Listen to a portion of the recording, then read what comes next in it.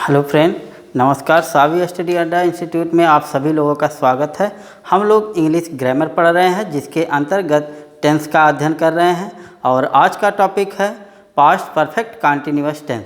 तो past perfect continuous tense का आज हम लोग अध्ययन करेंगे। तो सबसे पहले मैं इसकी पहचान के बारे में बताना चाहूँगा। पास्ट परफेक्ट टेंस की पहचान होती है किसी भी हिंदी वाक्य के अंत में रहा है, रहा था, रही थी, रहे थे और वाक्य भूतकाल में होता है तथा इसमें कार्य जारी भी रहता है। ऐसे वाक्य जब हों तो वह पास्ट परफेक्ट कंटिन्यूअस टेंस का होता है। तो इसकी पहचान सबसे पहले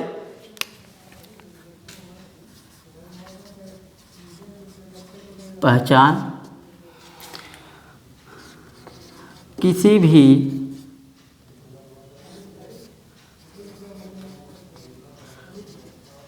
हिंदी वाक्य के अंत में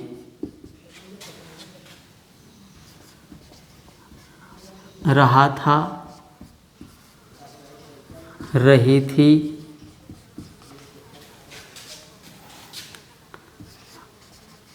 रहे थे,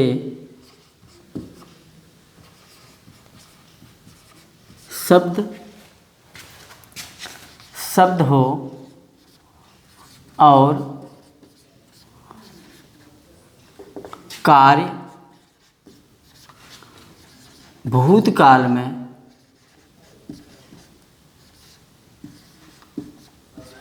समाप्त हो,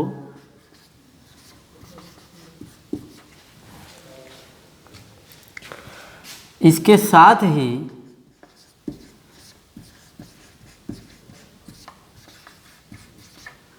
इसमें समय भी हो,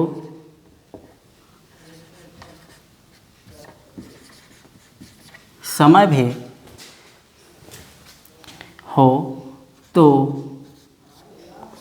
वह वाक्य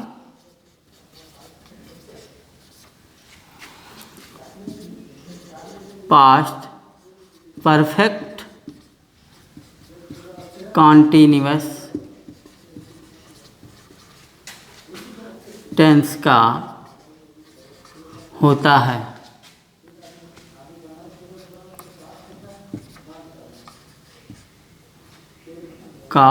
है। यानी कि किसी भी हिंदी वाक्य के अंत में रहा था, रही थी, रहे थे शब्द आए और वाक्य भूतकाल में यानी पास्ट टेंस में हो, कार्य इसमें जो है भूतकाल में समाप्त हो और इसमें समय भी दिया हो, तो वह पास्ट परफेक्ट कंटिन्यूअस टेंस का वाक्य होता है। इसके नियम के बारे में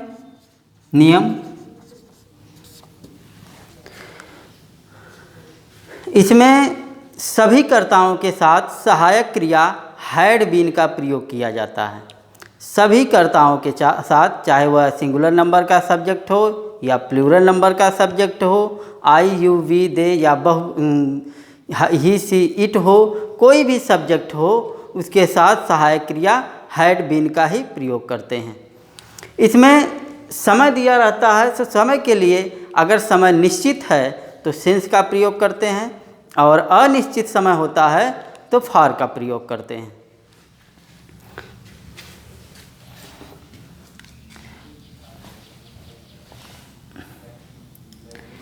इसमें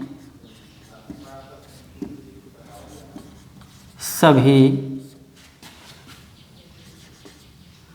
कर्ताओं के साथ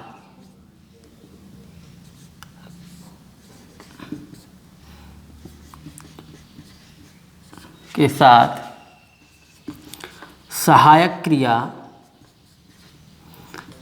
हैड बीन का प्रयोग करते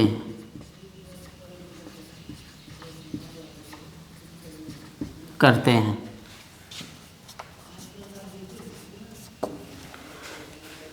सभी कर्ताओं के साथ हैड बीन का प्रयोग करते हैं।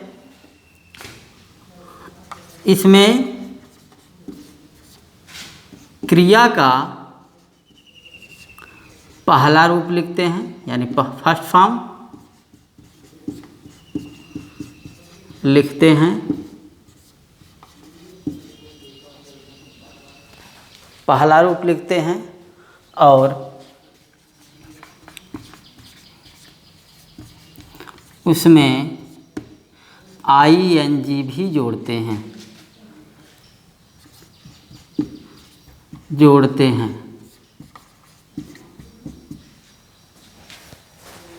इसमें क्रिया का पहला रूप लिखते हैं और उसमें ING जोड़ा जाता है।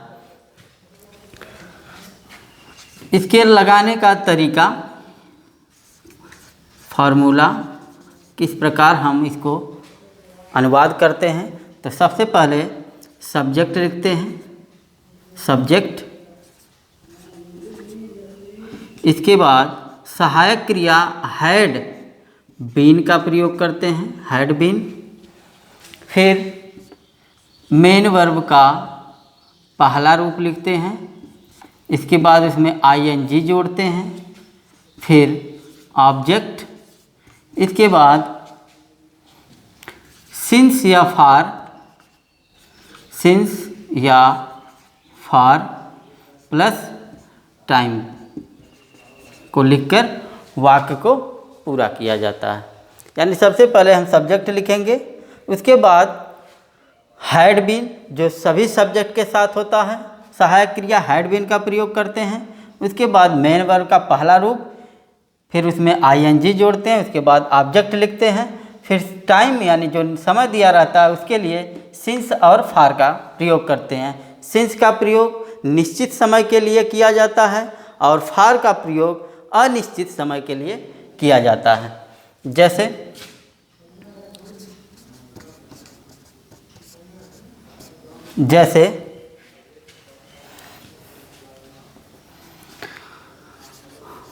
वे दिल्ली बस से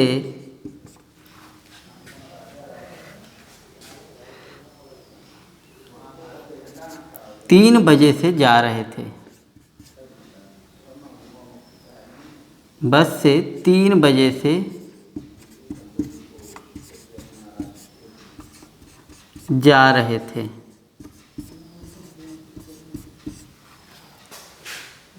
वे दिल्ली बस से 3 बजे से जा रहे थे। इसमें रहे है शब्द आया है, जिससे हम पास्ट परफेक्ट कंटिन्यूअस टेंस की पहचान करते हैं। और पास्ट परफेक्ट टेंस के में सहायक क्रिया हैड का प्रयोग किया जाता है सभी कर्ताओं के साथ। तो सबसे पहले लिखेंगे सब्जेक्ट, फार्मूले के अनुसार सब्जेक्ट यानी कि दे हैड बीन का प्रयोग सभी कर्ताओं के साथ होता है, बार बार कहा जा रहा है हैड बीन। फिर इसके बाद मेन वर्ब यानी जाना, गो पहला रूप है और उसमें ING जोड़ेंगे। गोइंग टू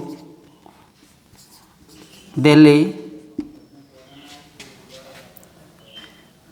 बाय बस। फिर इसके बाद समय बच रहा है, तो 3 बजे से समय है यानी निश्चित है, तो इसके लिए सिंस का प्रयोग करेंगे। सिंस 3 o'clock, 3 भी लिख सकते हैं, उसकी 3 o'clock इस प्रकार से लिख सकते हैं।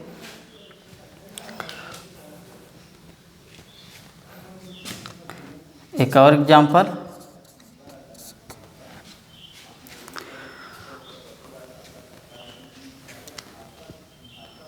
राम 3 वर्ष से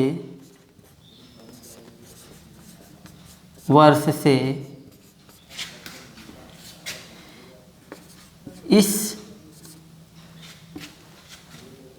शहर में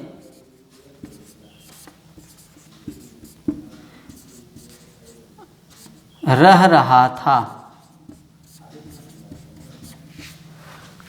राम 3 वर्ष से इस शहर में रह रहा था। तो इसमें सबसे पहले हम सब्जेक्ट लिखेंगे Ram,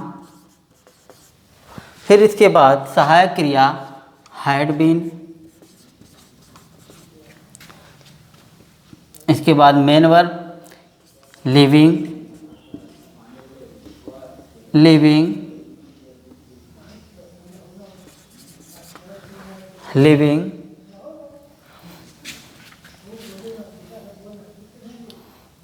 in this city, in this city. 3 वर्ष से समय निश्चित नहीं है तो फॉर का प्रयोग होगा, for 3 years। Ram had been living in this city for 3 years। एक और एग्जाम्पल,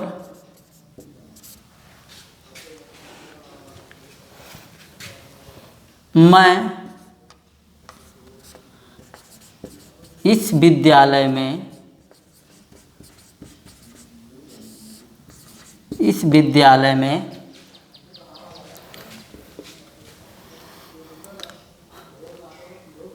5 वर्ष से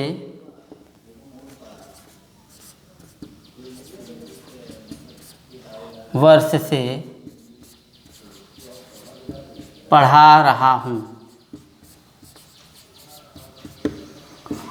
मैं इस विद्यालय में,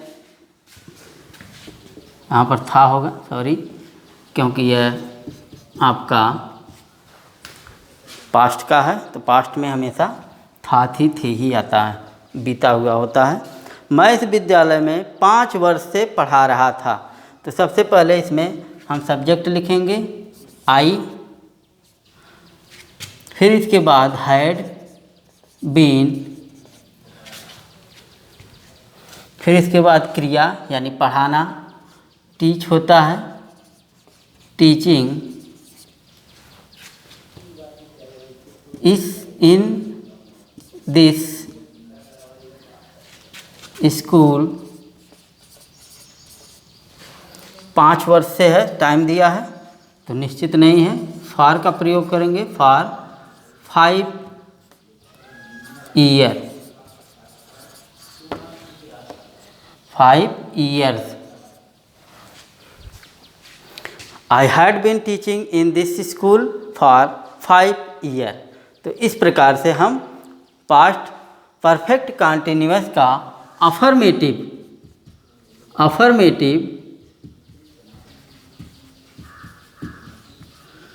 अफर्मेटिव सेंटेंस